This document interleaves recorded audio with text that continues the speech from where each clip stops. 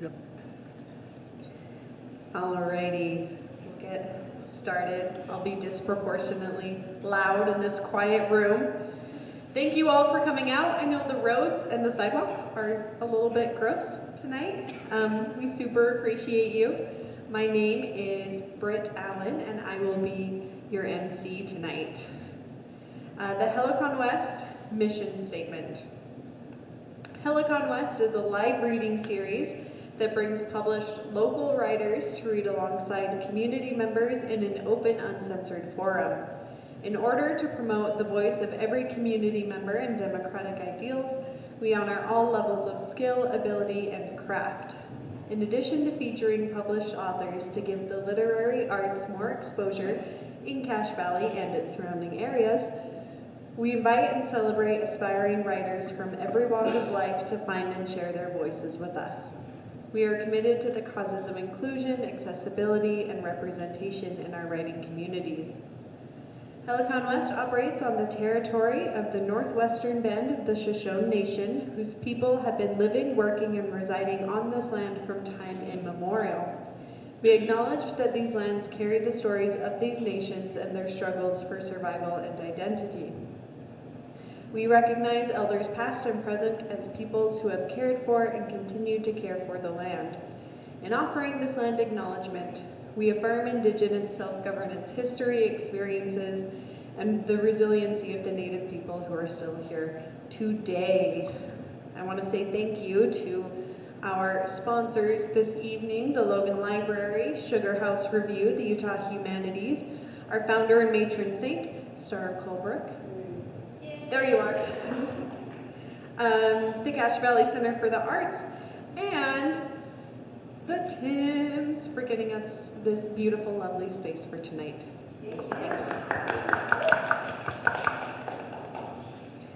If you would like to read during the open mic portion of the event, please find the sign-up sheet over there, right next to the coffee, which you should also go find. After our featured readers tonight, we will get as far down the open mic sheet as time permits. Each reader will have up to 7 minutes of time to read. All of our Helicon West events are recorded and then posted to our Helicon West YouTube channel.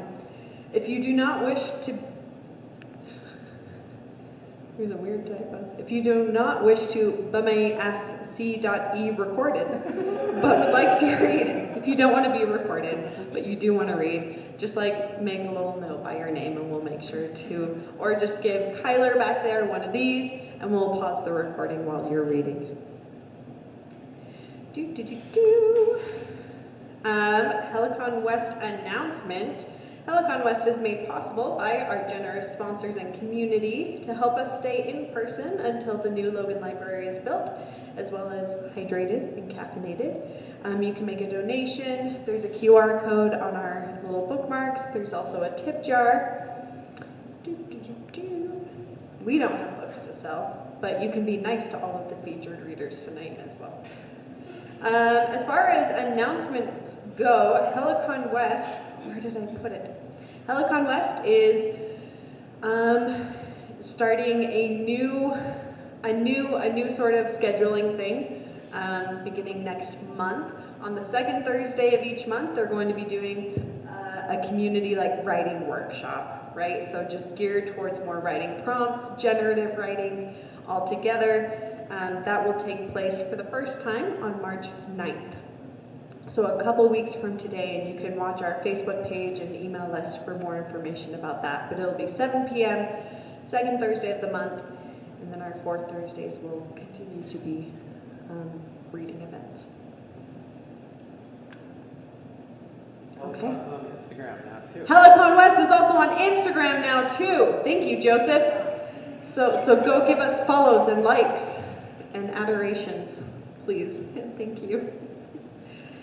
Okay, our readers tonight is the Union of Table Scraps, which is a poetry group that's about as elegant as our name suggests. I'll introduce folks one at a time. First up, we have Timm. Timm once called me a badass, so you can trust absolutely in anything she has to say. Come on up there.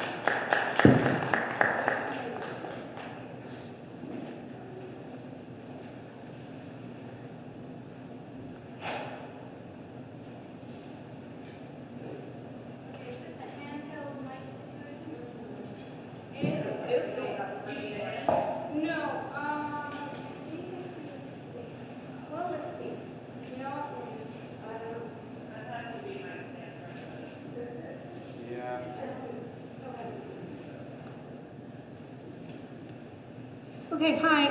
I'll do a little bit of introduction of myself first, and then I'll figure out how to do this.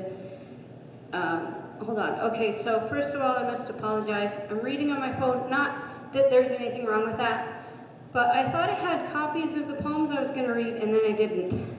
So anyway, okay, so also, thank you for being here. Number 2, I hope I don't sound too weird. I lost my upper denture about a week and a half ago. So I was just enjoying a 3:30 a.m. bowl of Raisin Bran, as you do. And I'm eating along and, you know, I'm enjoying my day. And then all of a sudden I hear this crack. And I'm like, what is in my cereal?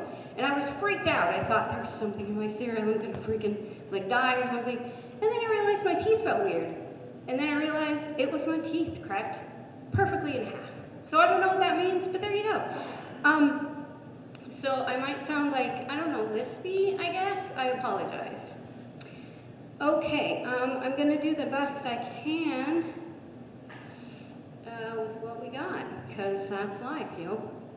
Okay, so this is what I'm going to do. How am I going to do this? Oh my gosh. Okay. Oh my gosh. This is so humiliating, but yes, I need somebody. I have to use my one hand for my phone and my one hand for my magnifier. I don't have 3 hands. I fail at life. Okay, so, sorry about that. Thank you, Star. Oh my gosh. Okay. Oh lordy, you guys. Okay. Alright. One more thing. This poem mentions 2 people that most of you might know if you follow the news of recent years, but you might not, so I'll just let you know. It mentions George Floyd, who was murdered by the police, and it mentions Elijah McClain, who was also murdered by the police. In both situations, they were held down because they were black people, and apparently that's scary. So, whatever. All right, so this is a poem. It is called Similitude. Isaac said, please, as his father pushed him to the stone. I felt his confusion as Abraham tied his hands and bid him hush. Stacked birchwood, ash, and cedar around my son's shaking limbs. I felt fear, my Isaac's, coupled with Abraham's confusion. I was down the mountain as I washed his clothes, cooked the meal that would welcome my son home. He said, please, looked with confusion as the smoke warped his vision, as the sweet tang of wild olive leaves faded under burning wood. George Floyd said, please, as the officer shoved him to the ground. He felt the rough asphalt against his cheek, the same cheek his mother would cup in her hand. His mother felt his fear as he sucked for air, as his vision warped. He remembered the smell of homemade bread. Elijah McClain said please as he vomited on the grass.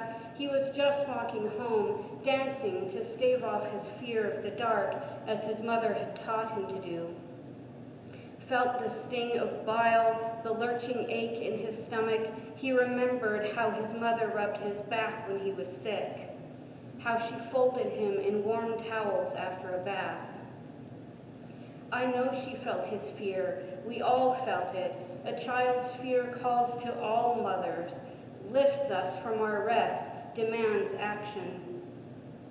Before my son dies, his father spots a lamb, a gift, his God says, a substitute. My son comes home, but is never quite the same, for he has seen what his father can do, will do with his power.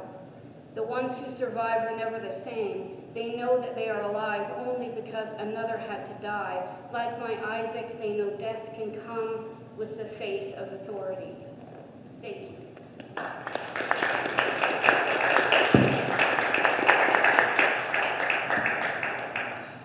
Thank you, Aaron.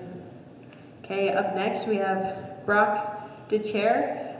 These bios, by the way, are heartfelt. I asked folks last night, what do you want me to say? And they said, I don't know. So for Brock, I would like you all to know that he once came up to me after a Helicon West meeting, maybe a decade ago, and he said, you look so just like nice and polite, and you open your mouth and all this dark shit comes out. So you can trust him too.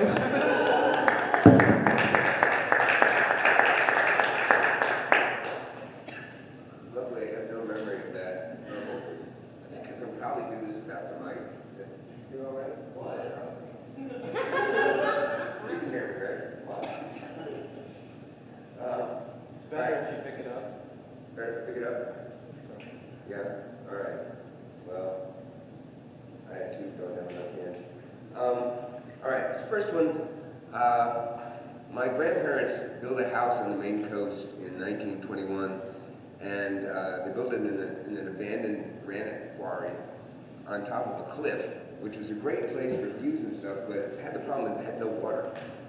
So they had to, somebody hand dug a well down at the bottom of the cliff, and then they put in a monster pump to pump the water up the hill like 70 or 80 vertical feet. And by the time I came along, the pump was in trouble. So it had to be worked on every now and then. And one time they needed it to be primed, so they sent me down the hill, and I was only 7 or 8 maybe. So that's what this is about. Priming the pump. My first great solo responsibility. Hustled down the back path to the well, barefoot in dusk, feet leather tough, no wincing. Pry the well top off, throw the bucket in, fish it around to get it half full, haul it back out, locate the right part of the ancient pump, yell, okay, as loudly as possible, so they'd flip the switch at the house as I pour water into the pump, which chokes and sputters, then starts cranking. It's going, I call, then saunter back uphill to much praise, the boy who brought water. This next one is called The Devil's Shield for Effexor. And Effexor is a very popular antidepressant, which has 2 drawbacks that I know of. One is it tends to make people gain weight, and the other is it messes with their sex life. So this is written in you're supposed to imagine the voice of the devil, and the devil speaking to someone like me, I guess. And it starts with an epigraph from my cousin Andrew, who would say, Effexor, no sexer. Okay, so remember, this is the devil talking. Okay, so maybe you have a slightly below par orgasm. Maybe it feels as though someone's giving you a wedgie at the crucial moment. Or you're missing a set of throb thrills at the end of all your sweaty effort. Maybe you lose your reason for getting out of bed in the morning because you think there's nothing to life but tit-ogling jollies. Believe me, I feel your pain. I shared it once years ago, before I got on the Effexor wagon and realized that sex doesn't matter. Nothing does, really. They call it whatever land. Want to join? Think of what you'll be leaving behind. A head dizzy with obsessive thoughts, stroke and ravaging cancers and out-of-their-mind Christian fascists destroying democracy and the Mormons' fake abuse reporting hotline and that murderous Christian swine Putin and the Catholic court set a rule that Republican legislatures can pick electoral delegates any way they damn well please, and don't you want to stop all that venom swirling around in your gut all day, every day? For $1 million of therapy, you can't buy the Effexor feelings. I can do this, and the drug will get me through. And who can put a price tag on what can easily pass for self-confidence? Who can object to ending the lifetime habit of inner flagellation? Yes, life is a series of trade-offs. You get to play all day when you're a kid, but you don't appreciate it because you're young swine, and then when you're old and wise, no one wants to listen to your wisdom, and you can't use all those clever seduction lines you saved up over the decades. You got to pay for equanimity. You could go to Tibet and learn to pray to your navel and get your heart rate down to 20, but then you're stuck in the middle of nowhere with a bunch of monks. Maybe when you're 35, old enough to have a secure job, young enough to be whole, you feel like the all-around shit, but that doesn't last. You can't have it all. Yes, you lose some carnal energy when you give up your seat on the neuroses carousel, but it may not be permanent or that important. So why not experiment? Try it for a few months. You'll see. All that sex is our salvation stuff is overrated. It's worth risking the minute chance of your suffering alleged side effects in order to experience the calm confidence of copacetic chemical karma. And this one, I don't think I've ever repeated myself at Helicon before. I read this at the last one, and I could claim that there were cries of again, more. Again, more. Exactly, that's what I heard in the back of my mind. So I thought, oh, I'll read it again. I got a good response last time. It's about one of my, all writers have writing pet peeves, right? Words that they don't like, that they think are really inappropriate or whatever. One of mine is blowjob.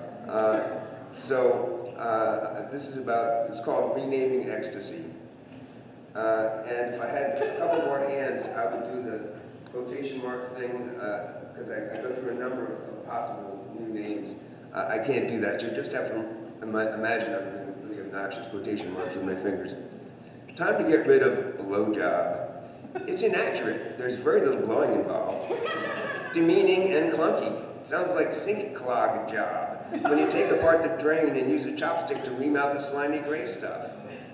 Oral sex is clinical and ambiguous. Who's doing whom? Sucking off is more accurate but rather distasteful. Face fuck, more accurate still, but ignores the many delights of a nimble mouth and tongue. Fellatio sounds too Latin for common use, though it gives us the musical noun fellator. I'm partial to giving head, and I'll take that head anywhere it's given, but it's hard to know how to conjugate it. Heading has promise, as in, he's heading every guy in the dorm. But young soccer players might get confused, as might mariners, and heading him off the pass would take on unintended meanings. I propose instead exquisite, as in, I'll give you exquisite if you'll rub my back. Or she gagged and gulped and he moaned, exquisite, exquisite, exquisite. Or after an exquisite with his lover, he felt no need to shoot up the post office. Do you resist the change? Be honest, man, tell me. How does it feel when you slide in your lover's mouth? No teeth, just soft, soft lips. What word comes to mind when your lover tongues your tip? Slippery, soft, sinews circling shaft. What might you gasp as you pulse gout of delirium in your lover's adenoids? That's right, exquisite. Thank you.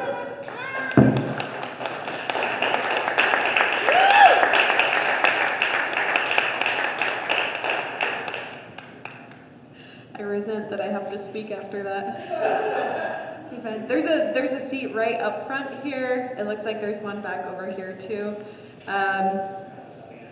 Our next union table scrubber tonight is Millie Tullis. My fun Millie fact for the night is that she has a really sad hamster story. That's it, don't ask.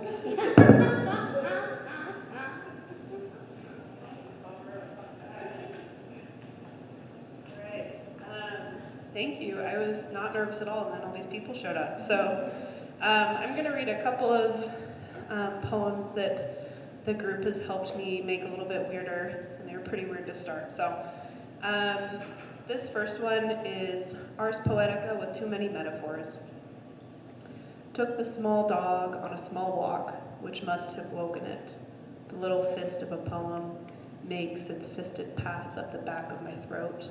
And any moment now, words will nudge out like the magician tugging her knotted handkerchiefs of light from a dark sleeve, until words will sit in my lap like the ball of cheap yarn, and like the cat that kicks that yarn across the room.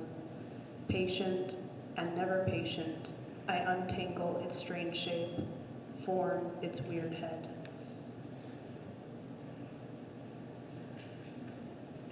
And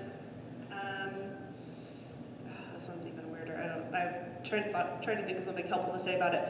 I went skiing several times this winter, and they have little words on your day passes because I missed the deadline to get a season pass.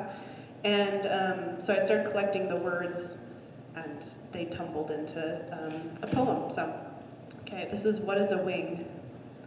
It is not an arm. A sister is a nice telephone made up of 2 good cans and 1 good string. It is not a box. A box is a discipline, a wing with all its strings cut off. A wing cradling a set of numbers and theories, a set number of theories and methods. A discipline is something you may step in but not on. A discipline is nothing like the orange cat who lost half his soft tail. Those are my only 2 cat poems. Yeah, more than hamsters. And I'll read one more. So I've been working on a whole bundle of poems that are kind of about my multiple times great-grandmother, who was a second polygamous Mormon wife, but the first wife was her mother. So she married her stepdad, who her mom had married after her first husband died, which is very confusing. So the book's been really confusing to work on. But so this is about her mother, whose name was Alice. Dear Alice, I read an interview your granddaughter had with your old neighbor from Pinto. The neighbor called you sister, but used your first husband's last name. She called the house yours, described you running the businesses, how you kept the family cash in little leather bags, tied up under your long skirts. You cut slits into your dresses for easy access. You did long division in your head faster than anyone in town.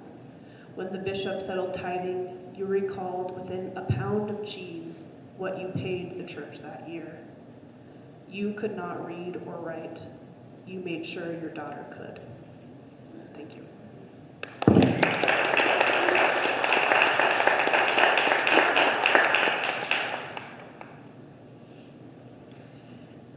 One of our Union of Table Scrappers is not with us tonight. Isaac Timm is feeling unwell. So helping out and reading Isaac's poems for us tonight is another newly reunited Union of Table Scrapper, Asher Blakely. Asher once made someone walk out of a class. Their poem was that good.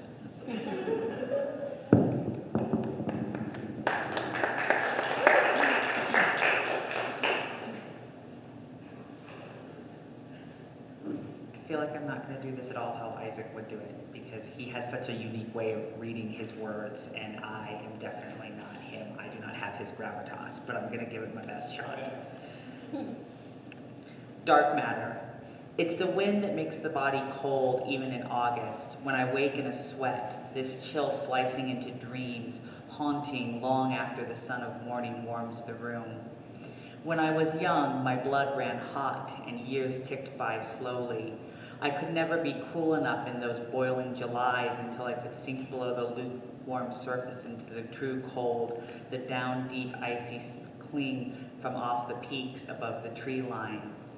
But the haunting chill is not this, but the cold heart of space, the unmeasured, unknown.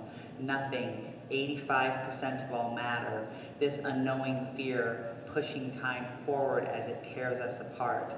Is it death, a shadow, or just the weight of all things?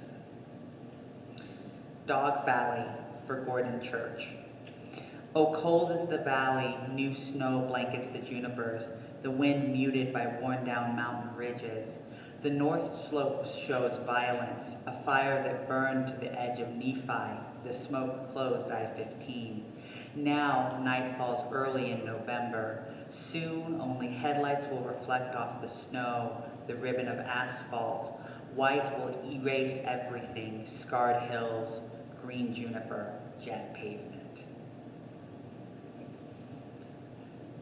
Fireside to Dallin H. Oaks, and it has an epigraph. One generation of homosexual marriage would depopulate a nation and, if sufficiently widespread, would extinguish its people. Our marriage laws should not abet national suicide. And that was from August 7th of 1984. So, Fireside. I hear your voice among scarred junipers slithering across the earth like windblown beer cans and shell casings. Your whisper like wheels on wet asphalt burned through generations, put so many into early graves.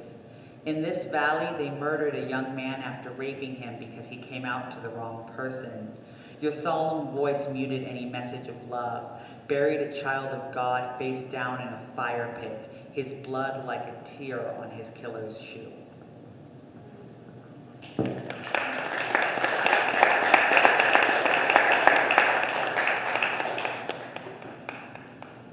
Thank you, Asher and Isaac. Next up, we have Poet Laureate of Logan City, Shanan Ballam. I have no jokes to say. I love Shanan and everything you write ever. So.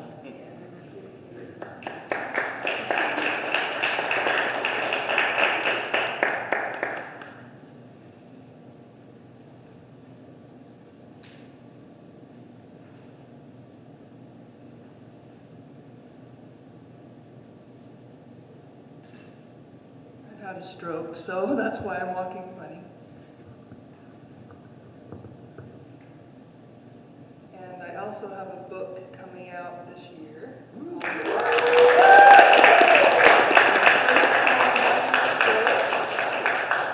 And these poems are from the book. So, first poems after the stroke. This is from the book.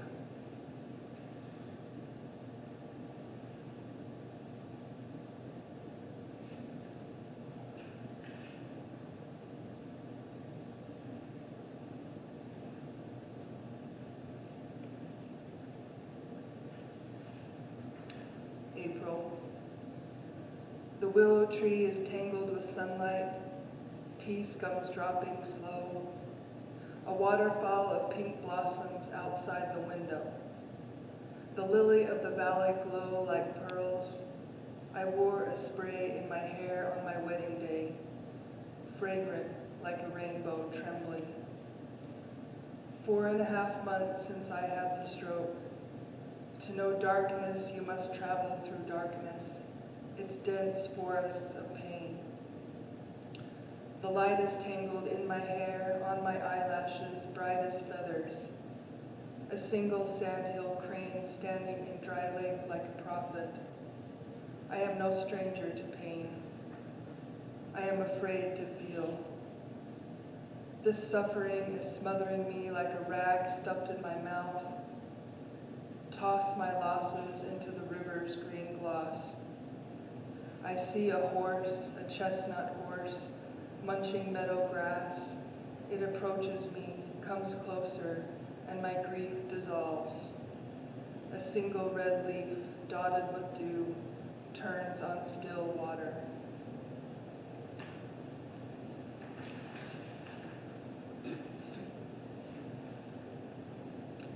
And this one's called Facing It.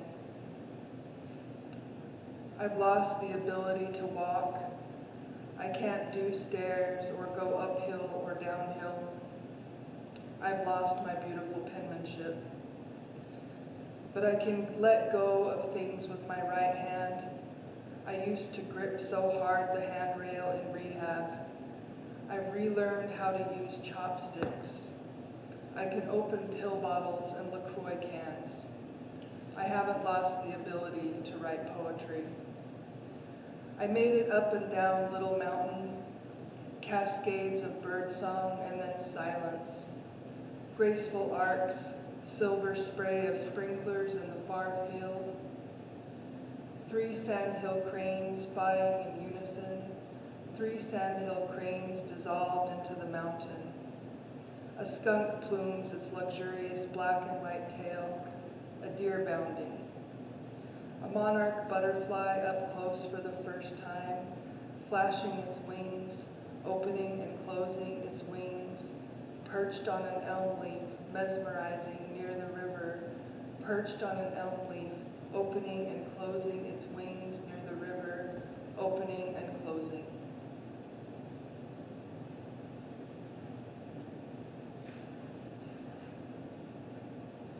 And this one's called Impermanence. The ditch flows, forget-me-nots sway underwater, blue and blurry, drowning eyes. I dose myself until I become a ghost, abyss of bliss. I'm lost in silence. I have vaguely considered suicide. A bird sings in the distance in some far tree. A single white butterfly dips and flutters, flutters and dips, a single white butterfly. It's getting dimmer, the light falls slow. I hold to the hope that I'll be able to walk by the end of the summer. A few birds stain the sky. Last night the skunk's dark fragrance wafted in the open window. Sunlight goldens the silky grass. A single white feather clings to the columbine. One buttercup remains on the path. Wild roses near the river, the petals of the last living rose drifted off sometime overnight, ephemeral this world and the things in it. A single sandpiper perches on the stick in the middle of the river. It appears every day. I wonder when it will disappear.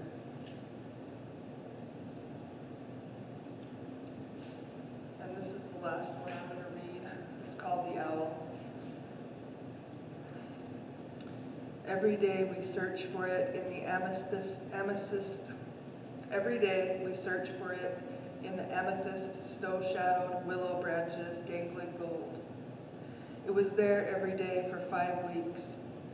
It's true that its disappearance got to me. Snowflakes float a hushed venom. In my dreams I see a graceful bird hovering over the ruin of ice. I am not afraid of vastness, of slipping into the fog, of fine ribs, of the words in my arm, bravery, dying, mist-dark swarm. I am in for winter, its ruby-winged darkness.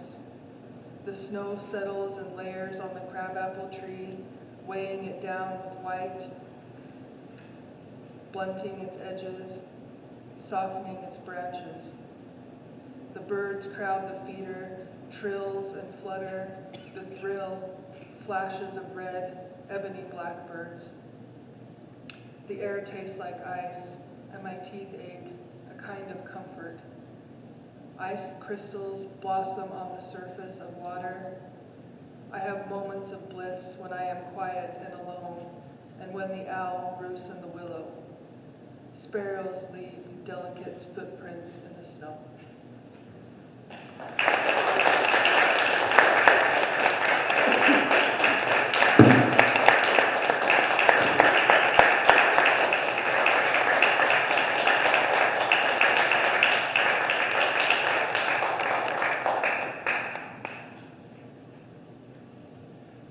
Thank you, Shanan. Okay, I have a couple poems as well tonight, then we'll move into the open mic portion of the event. If you would like to sign up for the open mic, please do so. It's over there. The price is you have to drink a cup of coffee. Done. Or Star will drink it for you. My first poem is called Line's End. I supervise my grandma's weekly shower. I help her climb over the tall bathtub wall, and when her arthritic hand reaches out from the shower curtain's gray folds, I give her a squirt of shampoo, a bar of soap, a dry wash rag. If she needs my help washing her hair, she does not say it. When it's time to get out, she sits on her shower stool and swears and cries. I coach her to get back up, to try again stepping over the tub's edge, but now she is wet, slippery, and afraid. Honey, you shouldn't have to see this, my grandma says. She says this every time. What I think but don't say is, Grandma, there's nothing to see. The scars from both her mastectomies are pinched folds beneath her armpits, not breasts, and the apron of her stomach drapes her genitalia. I will not say this because I am careful not to take anything away, even in speech. My grandma is declining with fits and fists. She is horrified to have the same needs she once filled for her mother, my great-grandmother, who was long in dying from multiple sclerosis. Oh God, I remember doing this, my grandma moans when I blow dry her hair, clip her fingernails, rub lotion on her feet before putting her white socks on. I tell her she is teaching me patience. I don't want to be the good granddaughter who helps Grandma through this. I resent my sisters for not visiting. I resent my dad for not being a better cog in the capitalist machine, for not having money to get her an aide or a better place to live than an attic apartment with steep stairs that keep her trapped as a bird. I resent my uncle for living 2 states away and either not understanding or not giving a shit. I love my grandma fiercely. I am grateful to be there every Saturday to help her through something big and small that helps her feel like herself, talk about dying less. When I was a small fish of a girl, she waited by the tub for me no matter how long I took. I'd rather be dead than helpless, my grandma tells me when she shakes in the shower like a snared rabbit. I'd like to be a great grandma before I die, she tells me hours later from the comfort of her red rocker. I tell her she is making me a better mom for someday, and this makes her laugh and relax around the eyes. I am careful not to take anything away, even in speech. Surgeon. My body and its dark, wet berries, packed in this starch basket of skin, quiver when I touch the way in, the surgeon's crisscrossed incision.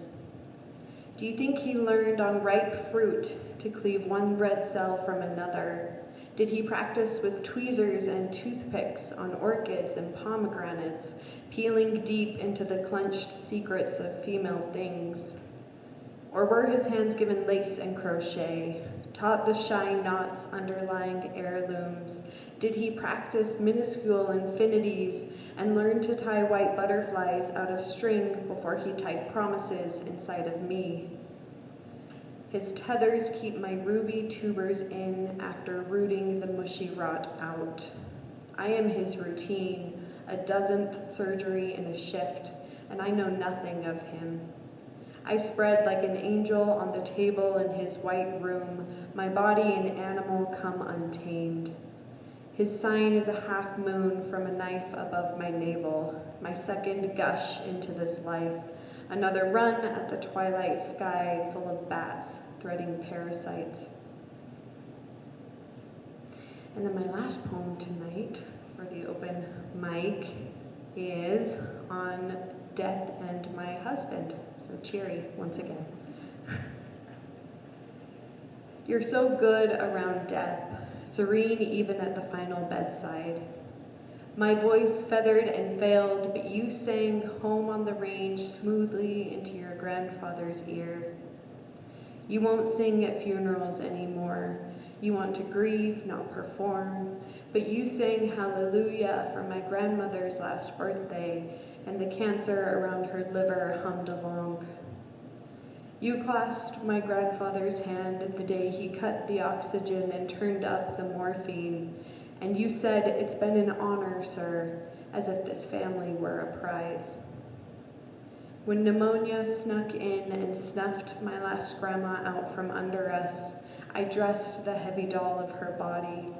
You tucked her into the casket with a blanket of buttery sunlight. The more we lose, the tighter I hold to these gifts from you, pain sweet as something green that twines and reaches and hopes to be potted beside you.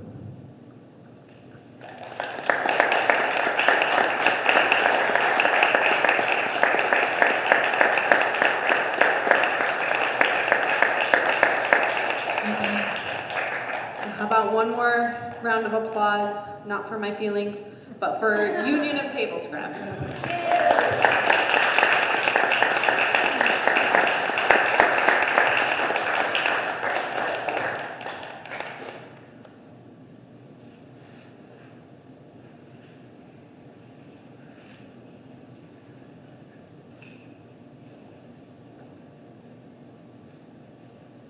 Okay, does anyone else want me to throw their name up on the open mic list? Yeah, you do. What's your name, sir? What do you want me to say? Just kidding, I know who you are. I don't know if I'll spell it right though.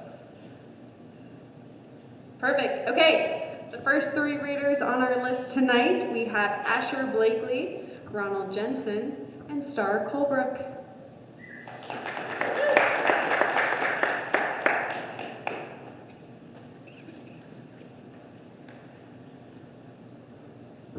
I felt it was only appropriate to bring poems I workshopped with the Union of Table Scraps over the summer before work sent me to Salt Lake, and then it just so happened that they moved me back to Logan this week, so the timing was fortuitous.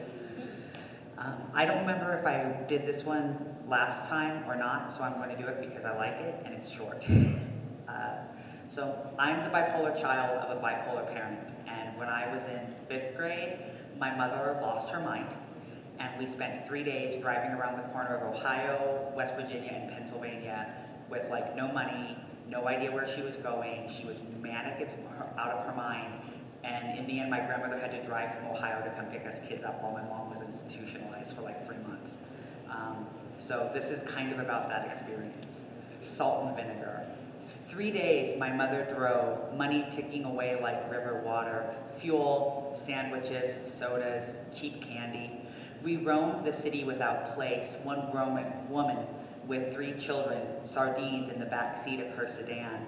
My strongest sense memory is 11 years old, sun beating hot through the open windows, the pop as the bag yawned open, sour sick smell curling in my nostrils, the crisp crunch and the way it melted slowly in my unbelieving mouth, taste bitter like communion wine, the way my mouth bloomed sharp with acid and burning salt.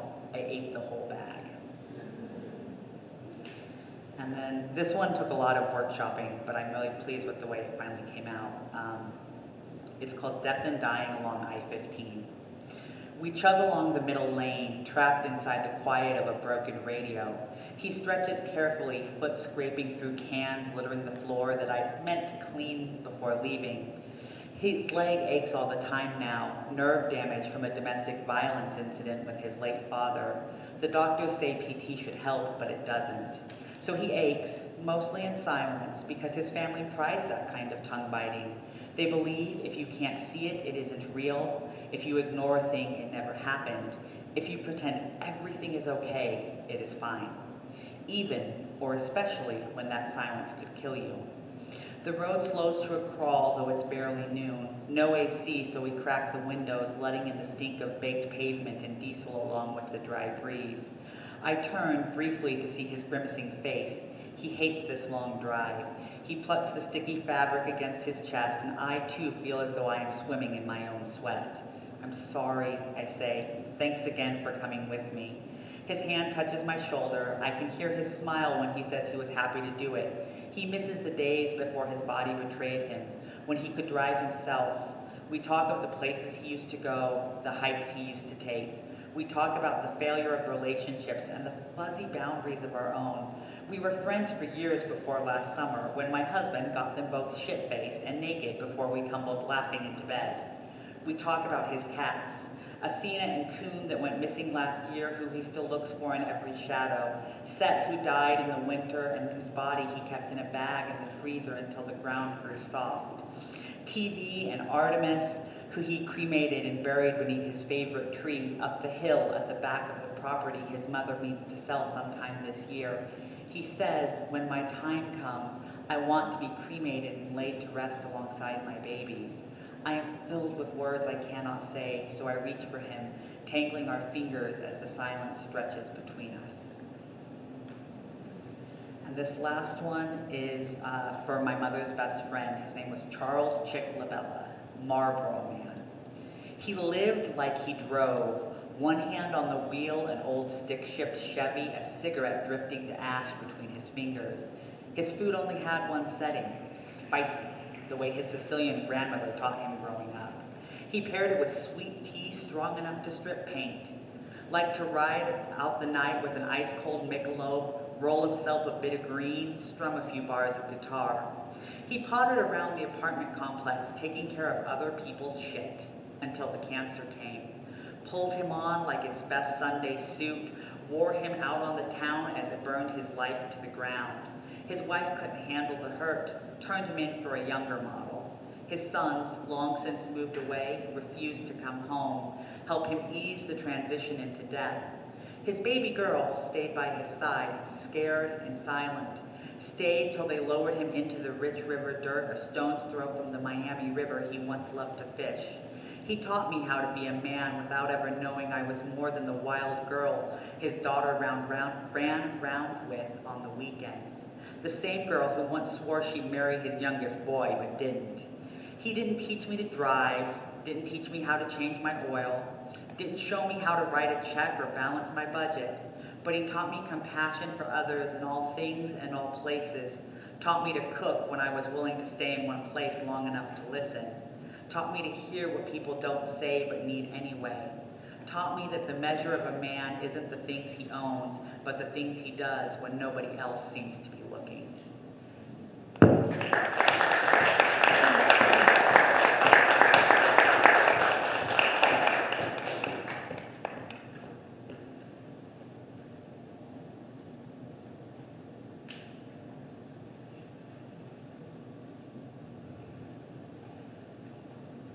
Hi. From 2023, this year will be a banner year for me and the ones that I hold dear. Colleen, I will celebrate, and the rest of number 10, that will be Dethier, the two blessed men. Colleen's parents will celebrate, and the rest of number 62, all the blessed my nieces and nephews will turn a big theater here. We are all involved. Enjoy the big day when the rise come in May. This program called Lila. You knew Bill Wallace before my sister did. But you two together had 4 gay kids. Now they're all heartbroken because you're God. It will be hard for them to go on. So pass the day and feel your love as you are so with them. Come and love.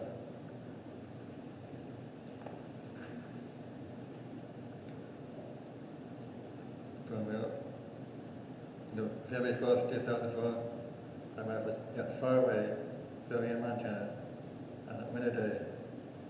So I started working at a place where we eventually meet, then become a family. This still just as gives me great memories in my life, treating Kaylee for my wife.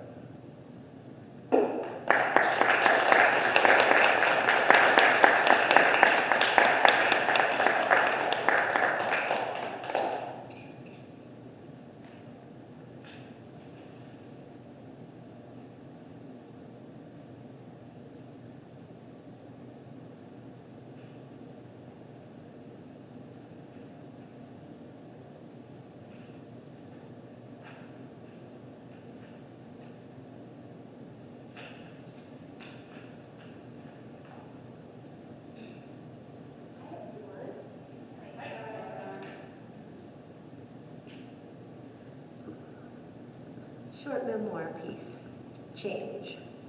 My friend Shirley lived on the wrong side of the tracks in a 2-story clapboard house with her mother, an older brother, a younger sister, a younger brother. There may have been an older sister too, and there was a much younger sister. Shirley's siblings all had dark, straight hair and olive skin, but Shirley was fair-skinned with curly, almost frizzy hair.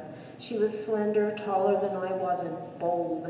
She didn't care about school, and I was often bored with it, so we skipped our classes for much of the day, walked from the high school across Main, across the tracks, and down the blocks to Shirley's house in the tight neighborhood of broken-down houses, dogs in the yard, an occasional horse, and laundry on the line. Porches, but no one sitting there in the middle of the day. Shirley would get the coffee percolator going, adding a teaspoon or 2 of cheap grind, so weak you could see right through it. But Shirley's mom was single, her dad long gone, and the coffee was dear. We'd drink the whole pot, adding a little sugar and milk, sitting there at the colorful kitchen table, white and gray formica with a bright red border and geometric center pattern, a cotton tablecloth sometimes with fruit transfers ironed on, chrome around the table edge, legs of rusted chrome and assorted chairs, none of them matching. Shirley would go downstairs to get a jar of home-bottled peaches for our lunch, or her big sister would come home and fry up some grated potatoes in bacon grease. Shirley's mom was always at work, so I'd only see her when my mother let me stay overnight. That was rare because my mother worried that I might go down the wrong path with Shirley. Oh, we tried. One day in summer, the season in which we always found good and not so good trouble to get into, we decided to dress up like high-class streetwalkers and take a walk down Main Street to see what kind of reaction or action we'd get from the boys who were older, maybe from some grown men, or as a bonus, any snooty girls who thought they were better than us, smarter, more sophisticated. So we washed our hair, put together some really nice outfits by pooling our clothes and borrowing from Shirley's sisters, spent hours teasing and spraying our hair and applying makeup, some of which we had stolen from King's Variety Store or Sprouts Rights, and we took to the streets. No results for our first pass except for a few wolf whistles, but then a car pulled up with some junior and senior boys. Hey, it's Star and Shirley. We didn't recognize you from behind. You want to go for a ride? No, said Shirley. I was curious. I thought that was the whole point. Some kind of wild adventure where something exciting would happen.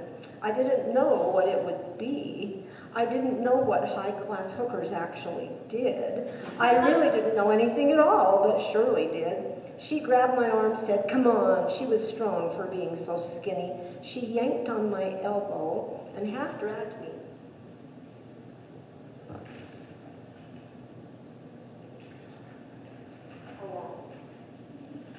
Yelling to the boys, "We've got something we need to do." We walked fast all the way back to her house. I didn't find out what I'd wondered about. Shirley never told me, and I was too backward to ask. I was a farm girl, and yes, but I'd spent all my time in the kitchen, so the mechanics of male-female or female-female intimacy was beyond my imagining. Our next grand adventure that summer was to hitchhike to Salt Lake City. All the guys hitchhiked, but no girls ever did, so we were going to start that fad. We started walking, and just outside of Preston, an old couple stopped and picked us up. The man was talkative, inquisitive, sort of gregarious. His wife didn't say anything at all. They wanted to know where we were hitchhiking. We said we were going shopping in Logan. When we got to the Utah border, the man stopped the car and told us we had to walk across it by ourselves. He didn't want to get arrested for transporting children over the border. So we got out. The couple waited for us on the Utah side. In Logan, the man wanted to know where we wanted to be dropped off. Shirley said at Penny's. The man said, okay, stopped in front of the big fancy J.C. Penney store, and we got out, used the bathroom, started walking again. Just outside of Logan, another couple picked us up and took us all the way to Ogden. It was hot by then, and we had a long way to go. We couldn't get any rides in Ogden because we didn't stick our thumbs out in case of cops. We walked all the way through town, so hot we nearly had sunstroke. Then a guy picked us up, said, "Where you going?" We told him. We turned off Main to a side street. Shirley slammed her body against mine, grabbed the handle and flung the door open, and we tumbled out. I said, "Well, what'd you do that for?" As the guy in the car sped away, she said, "He wasn't going to take us to Salt Lake." We got back on Main. A nice car with two clean-cut guys pulled up. They seemed polite, concerned, and possibly exciting. They drove us to Liberty Park in Salt Lake, where they said they had some things to do, and they would meet us later and drive us home. They asked us lots of questions on the way, and we must have told them a lot about us in our delirium of heat and trauma, because we were still trying to have some fun now that it was cool and dark, but we didn't find any action in the park, and the two nice guys rescued us just in time once again, as a stranger was approaching us in a sinister manner, and our two bland, polite guys drove us all the way home to Idaho. It turned out they were karate instructors. They'd gone to Salt Lake to do a workshop for homeless people. We were almost glad to be home.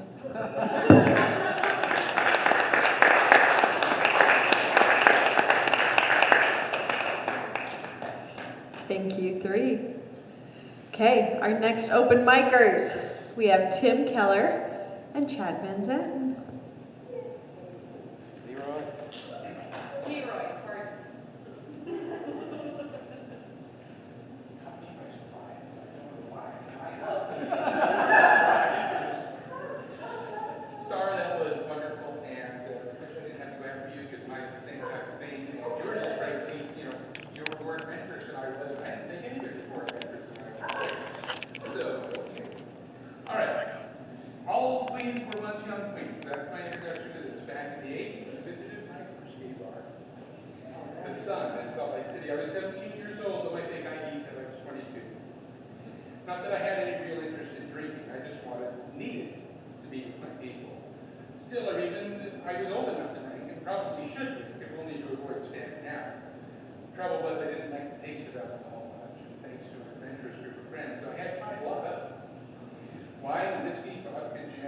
and most disgusting of all, beer.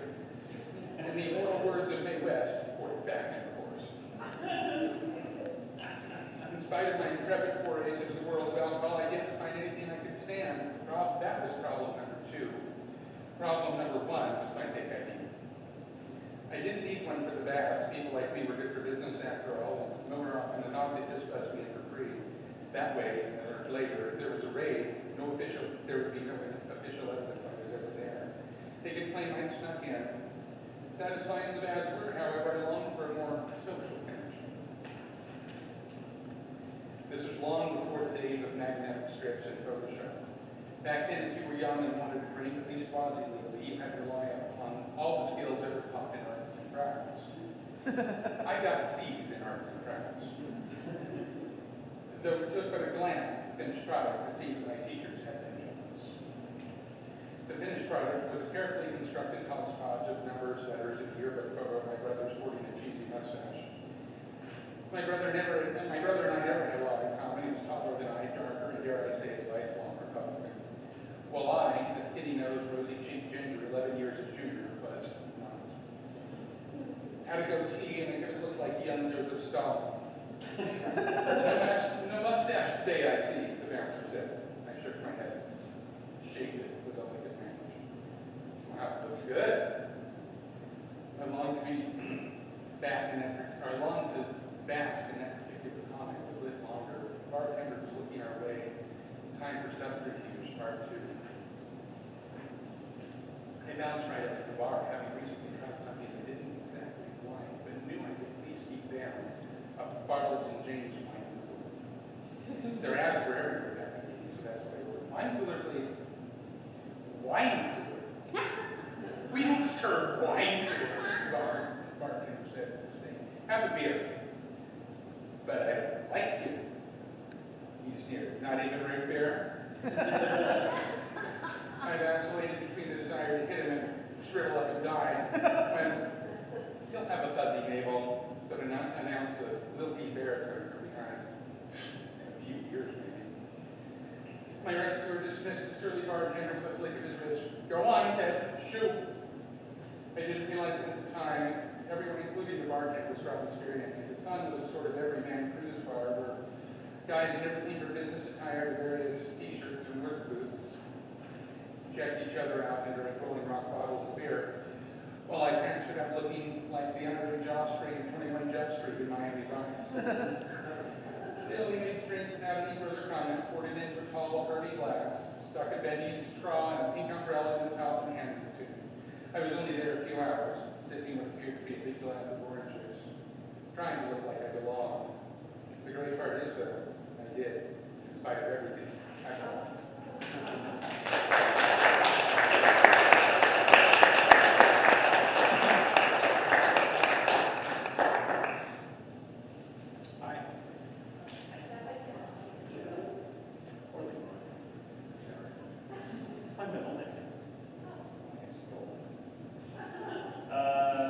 So back in 2017, I went to a writing thing, and this lady, Margaret Pettis, was there.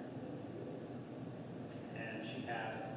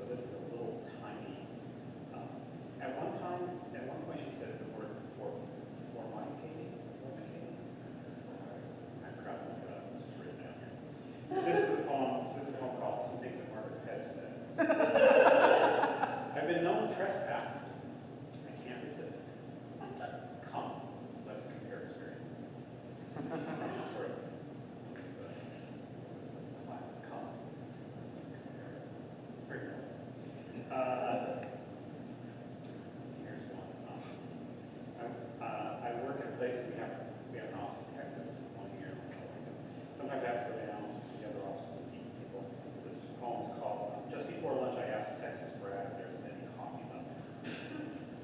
Chad, this is Texas. We start drinking coffee at 5:30.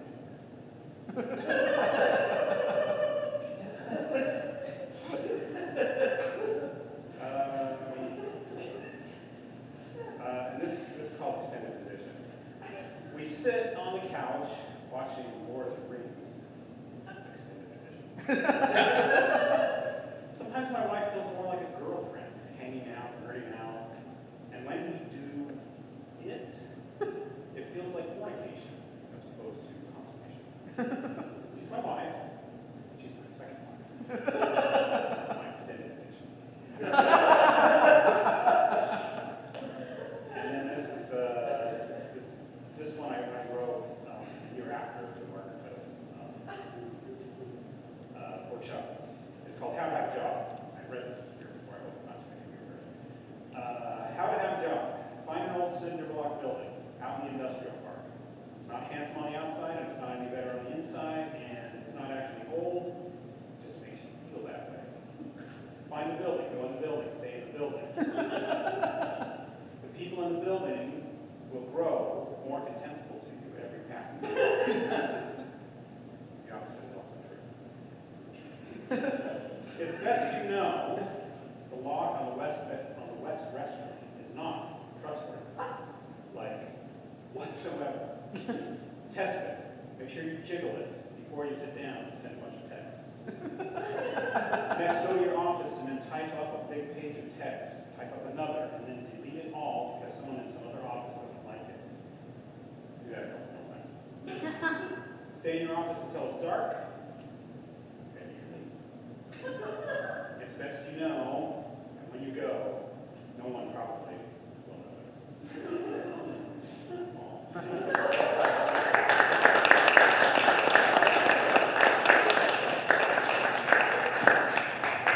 I don't know if I was old enough for those.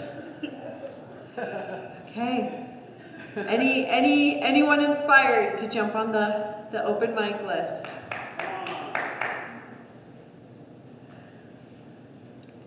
Going once. Going twice. That will be the ball game then. Please join us again on March 23rd for the USU Bullpen Slam team. It's always an incredible, super duper fun, awesome, good time. And March 9th. Yep, so between now and March 23rd, Helicon West will have a writing workshop on March 9th. More information coming on that. Keep an eye on your email and our, Facebook, Instagram pages, the stuff and the things. No. So we do know that March 9th will take place at 394 West Center. Millie, tell us. Yeah, no, 394 West Center Street in Logan. It is Lynn McNeil's boarding house. So it's just a house. Yeah, it looks like a house. Smells like a house. It's probably a house. 394 West Center Street. You don't have to memorize that. It'll be on the flyers, which Millie has just made, and they will be coming soon. Okay, thank you all for coming. Drive safe.